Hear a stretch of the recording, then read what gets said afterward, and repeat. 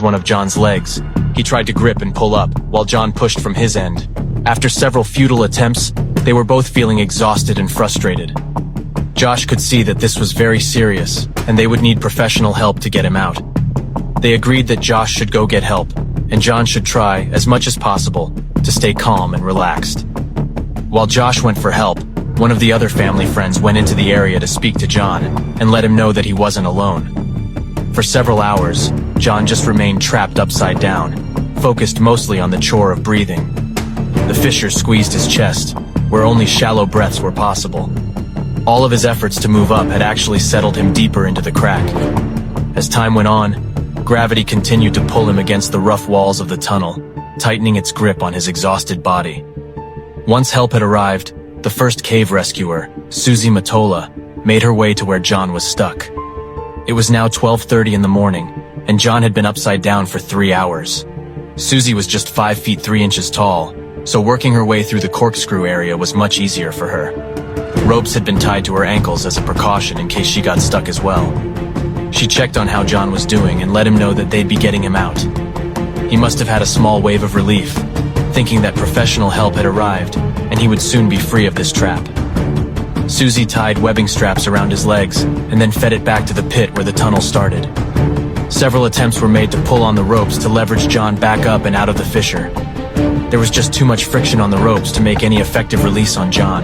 He was still pinned, without the use of his arms to fully assist.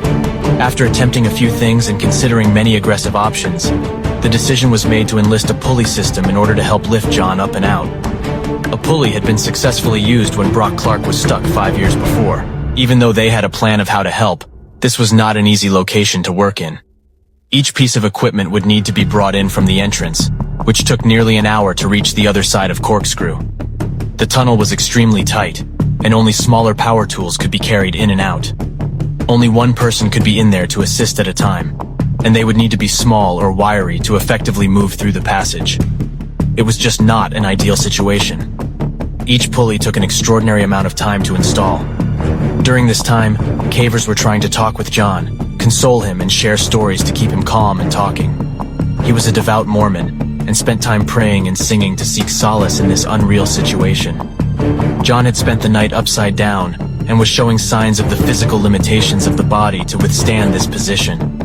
The human body was not made to be upside down for long. The entire circulatory system is designed using pulses of pressure from the heart to move blood forward through the system, while valves and fibrous vessels would hold blood and stop it from going backwards. This one-way flow balances pressure, gravity, and valves to keep oxygen available to all tissues and to remove toxins from the body through the kidneys. John's body had been fighting gravity for more than 12 hours. The brain was not built to withstand this kind of fluid pressure. Fluids were building up in his lungs, and toxins were starting to accumulate from the lack of proper circulation. His organs were pressing on his lungs, and each breath was an exhausting effort for muscles not built for such work. His breathing was slowing, and he was completely spent from the effort. Throughout the night, he had gone from being completely calm and lucid to helplessly thrashing his legs and hallucinating. It was excruciating to watch for the rescuers. They were helpless, exhausted, and feeling trapped themselves. The air in this cave system was warm and damp. It took a concerted effort to remain calmly breathing when you are restricted and can't move or even breathe properly. But the rescuers knew they could get out when needed. John didn't have that luxury. He couldn't expand his chest to breathe, and the air around him was losing its